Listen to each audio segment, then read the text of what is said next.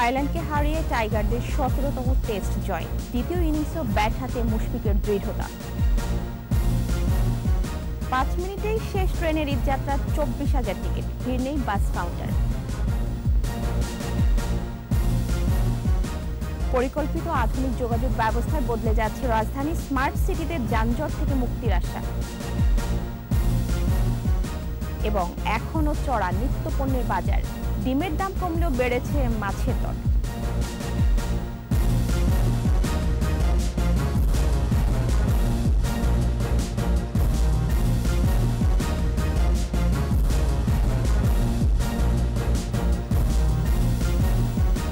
শুনছিলেন first security ইসলামী bank limited সংবাদ শিরোনাম।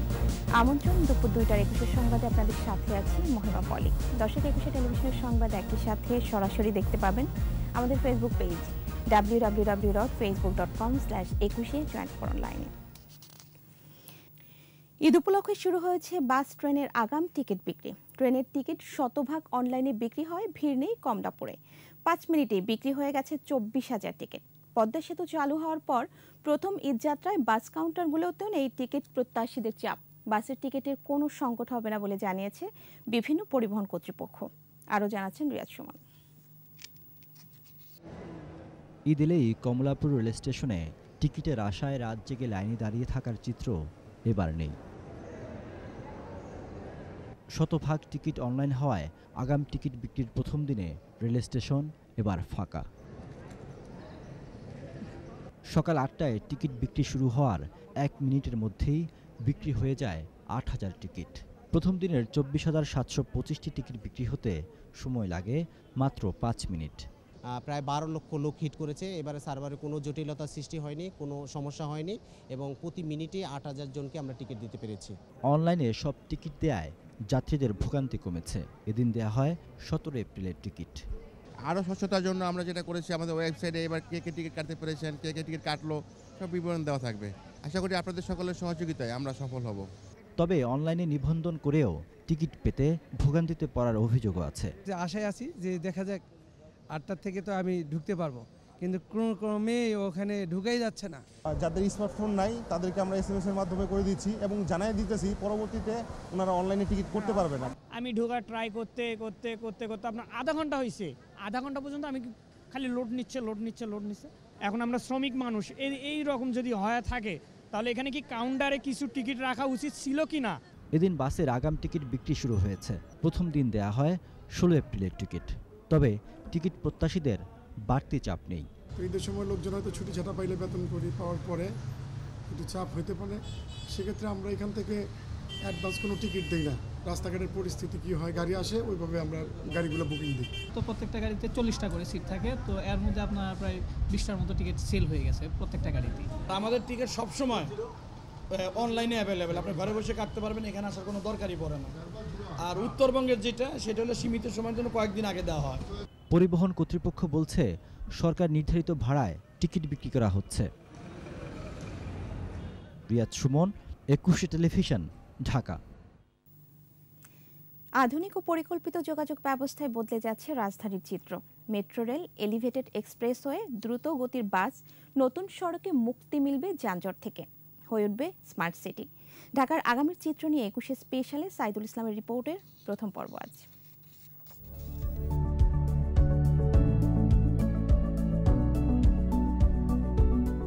ঘনবসতিপূর্ণ ঢাকায় প্রতি বর্গ কিলোমিটারে ২,১৫৬ জন মানুষের বাস। এই শহরে নিবন্ধিত যানবাহনের সংখ্যা প্রায় ১ কোটি। আর অনিবন্ধিত যান, রিকশা, লেগুনার মতো বাহন তো আছেই। যানজটের দুর্ভোগ যেন নগরবাসীর নিত্যসঙ্গী। গন্তব্যে পৌঁছাতে ঘণ্টার পর ঘণ্টা অপেক্ষা, জ্বালানি আর অর্থের সাথে কর্মঘণ্টার অপচয়। যানজটের অভিশাপ থেকে নগরবাসীকে মুক্তি দিতে আসছে একগুচ্ছ উদ্যোগ। কিছু এরই মধ্যে বাস্তবায়িত, আর কিছু চলমান।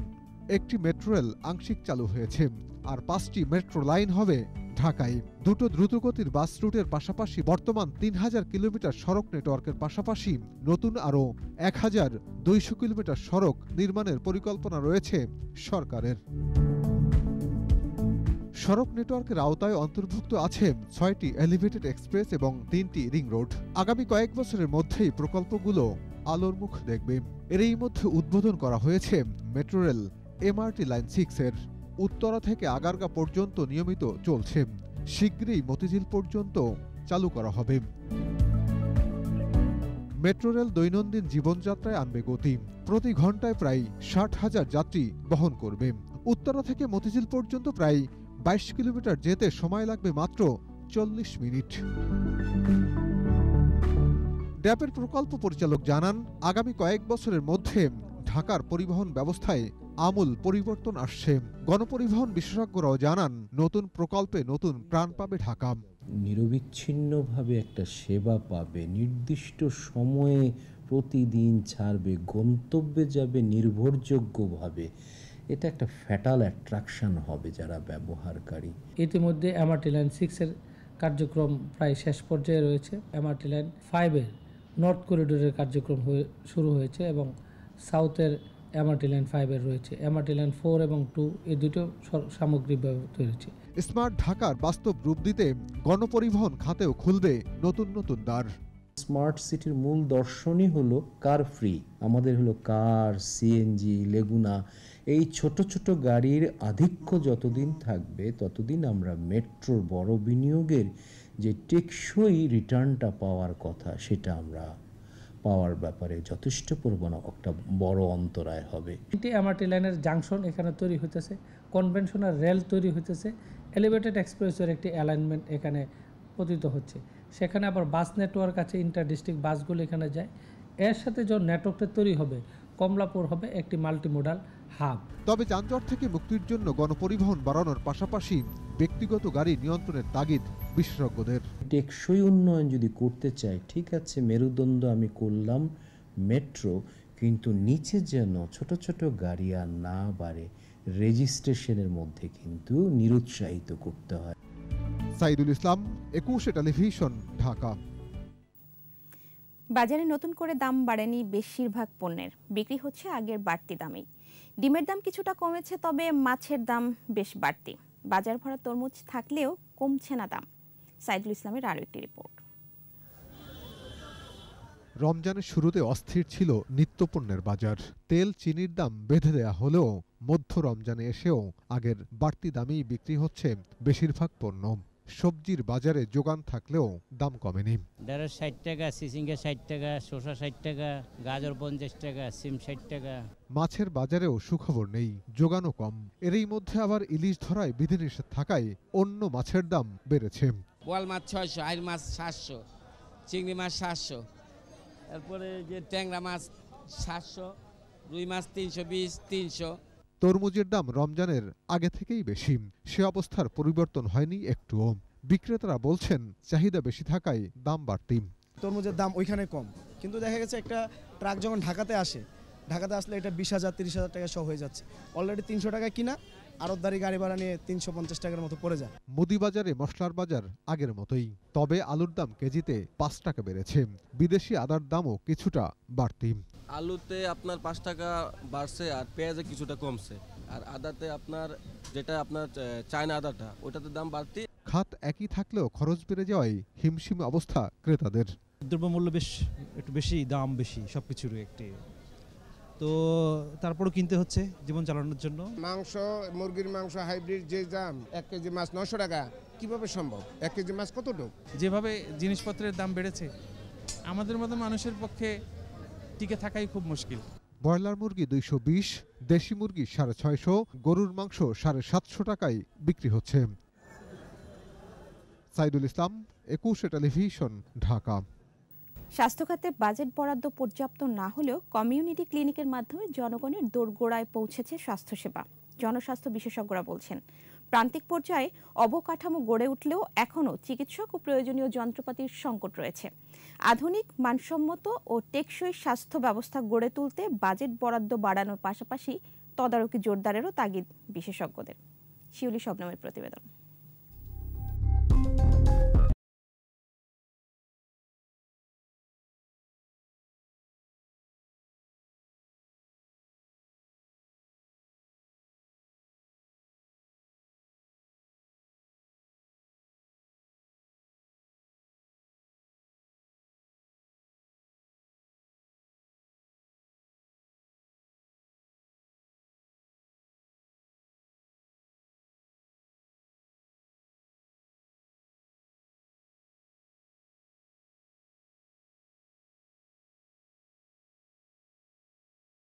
স্বাস্থ্য দিবসের প্রতিপাদ্য সবার জন্য টেকসই স্বাস্থ্যসেবা নিশ্চিত করতে প্রাথমিক স্বাস্থ্যসেবা শক্তিশালী করা।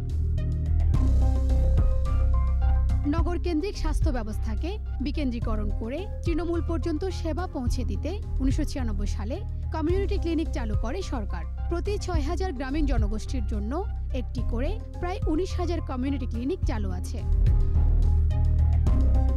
স্বাস্থ্যসেবাকে মানুষের দোরগোড়ায় পৌঁছানোর এই কার্যক্রমকে যুগান্তকারী উদ্যোগ বলে মনে করছেন বিশেষজ্ঞরা। নর্মাল ডেলিভারি পর্যন্ত হয়ে গেছে এই কমিউনিটি ক্লিনিকে। আমাদের 28টা ওষুধ দেওয়া হয় বিনামূল্যে। মাননীয় প্রধানমন্ত্রী কয়েকদিন আগে ঘোষণা করলেন যে উনি এই কমিউনিটি ক্লিনিকে প্রয়োজনে ইনসুলিন পর্যন্ত বিনামূল্যে দেবেন। জনস্বাস্থ্য বিশেষজ্ঞরা বলছেন, প্রয়োজনীয় চিকিৎসক, জনবল নিয়োগ দেওয়া ও যন্ত্রপাতির সংকট ঘোচানো না গেলে প্রাথমিক স্বাস্থ্যসেবার ভিত শক্ত হবে না। উপজেলায় গেলেও যে চিকিৎসাটা পাবে তার জন্য যে পরীক্ষা নিরীক্ষার লজিস্টিক লাগবে সেগুলো কিন্তু নাই। সুতরাং লজিস্টিকবিহীন উপজেলায় পাঠাইলেও সেটাও কিন্তু তোমার ওই বেয়ারফুট অথবা ফেলসারের চিকিৎসা হবে। সুতরাং এই জায়গাগুলো যদি স্ট্রেংথেনিং না করে তাইলে প্রাইমারি হেলথ আমার দেশে দাঁড়াবে না। এ খাতে বিনিয়োগ বাড়ানোর পাশাপাশি তদারকিরও তাগিদ তাদের। গভর্নমেন্টকে এই জায়গায় যে বাজেট বৃদ্ধি করতে হবে, তদারকি করতে হবে। এখন তদারকিটা কে করবে? এটাকে কেন্দ্রীয়ভাবে করবে নাকি লোকালি করবে? সেই জনগণকে রিপ্রেজেন্ট করে তারা প্ল্যানিংটা করবে। তাদের এখানে কি ধরনের ঔষধপত্র লাগবে। সবার জন্য স্বাস্থ্যসেবা নিশ্চিত করা ও চিকিৎসা ব্যয় কমাতে স্বাস্থ্য বীমা চালুর পরামর্শ দিলেন বিশেষজ্ঞরা। শিউলি শবনম, 21 টেলিভিশন, ঢাকা। আমাদের নিয়মিত আয়োজন জনদুর্ভোগ।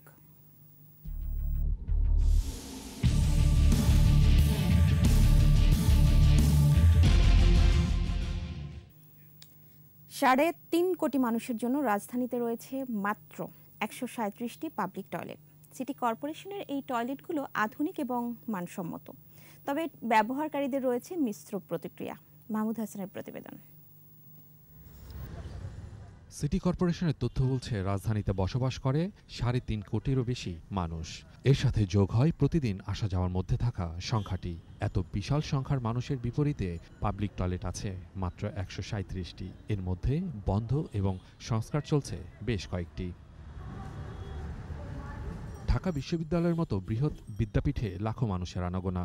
এই এলাকায় একটিও পাবলিক টয়লেট নেই। ঢাকা ভার্সিটির মতো একটা এরিয়াতে এটা আসলে আমরা বর্জ্য নিষ্কাশনটা ঠিকমতো করছি না, বা মানুষের যেখানে বর্জ্য ডিসপোজ করা উচিত সেখানে তারা করছে না। সো এটা আসলে অথরিটির পরিদর্শন করা অবশ্যই আমার মতে কর্তব্য। সিটি কর্পোরেশন নিজেদের সীমাবদ্ধতার কথা স্বীকার করে বলছে, বিশ্ববিদ্যালয়ে জায়গা দিলে পাবলিক টয়লেট নির্মাণ করে দেবে তারা।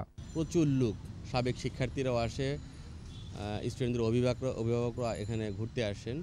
তো সব মিলিয়ে হচ্ছে যে এখানে একটা পাবলিক টয়লেট খুবই গুরুত্বপূর্ণ এবং দরকার। কিন্তু অত্যন্ত পরিতাপের বিষয় যে আমরা এখনও এখানে কোনো একটা পাবলিক টয়লেট করতে পারছি না। আমাদের মূল প্রবলেম হচ্ছে আমরা কয়েকবার উদ্যোগ গ্রহণ করেছিলাম, কিন্তু জায়গার অভাবে আমরা পারছি না। পাবলিক টয়লেটগুলোর পরিবেশ এখন বেশ উন্নত, তবে ব্যবহারকারীদের রয়েছে অভিযোগ। যেগুলো সিটি কর্পোরেশন আন্ডারে করছে এগুলো খুবই সুন্দর বা পরিষ্কার পরিচ্ছন্ন আছে। আমি এই যে ব্যবহার করলাম, যে ভিতরে দেখলাম একটু নোংরা, হয়তো যে একজন ব্যবহার করলে এরপরে একটু ফ্লাশ করলে আর কি ভালো হয় আর কি। টয়লেট থেকে বের হওয়ার পরে এই সাবান নাই, হাত ধোয়া তো জরুরি প্রয়োজন। রক্ষণাবেক্ষণকারীরা বলছে টয়লেটের ভেতরের পরিবেশ উন্নত রাখতে পরিচ্ছন্নতার কাজ করে যাচ্ছেন তারা। কত 10 মিনিট 15 মিনিট 20 মিনিট হওয়ার পরে আমাদের এটা ক্লিন করা হয়। পাবলিক টয়লেটের অভাবে যেখানে সেখানে মলমূত্র ত্যাগ করলে পরিবেশ দূষণের পাশাপাশি স্বাস্থ্য ঝুঁকির হুমকিতে পড়তে পারে সাধারণ মানুষ। মাহমুদ হাসান, 21 টেলিভিশন, ঢাকা। আর এর সাথে শেষ করছি দুপুর 2টার 21 সংবাদ। যাবার আগে ফার্স্ট সিকিউরিটি ইসলামী ব্যাংক লিমিটেড সংবাদ শিরোনামগুলো জানাবো আরও একবার। আয়ারল্যান্ডকে হারিয়ে টাইগারদের 17তম টেস্ট জয়, দ্বিতীয় ইনিংসও ব্যাট হাতে মুশফিকের দৃঢ়তা। 5 মিনিটেই শেষ ট্রেনের যাত্রার 24,000 টিকিট, ভিড় নেই বাস কাউন্টারে। পরিকল্পিত আধুনিক যোগাযোগ ব্যবস্থায় বদলে যাচ্ছে রাজধানী, স্মার্ট সিটিতে যানজট থেকে মুক্তির আশা। এখনো চড়া নিত্য পণ্যের বাজার, ডিমের দাম কমলেও বেড়েছে মাছের দর।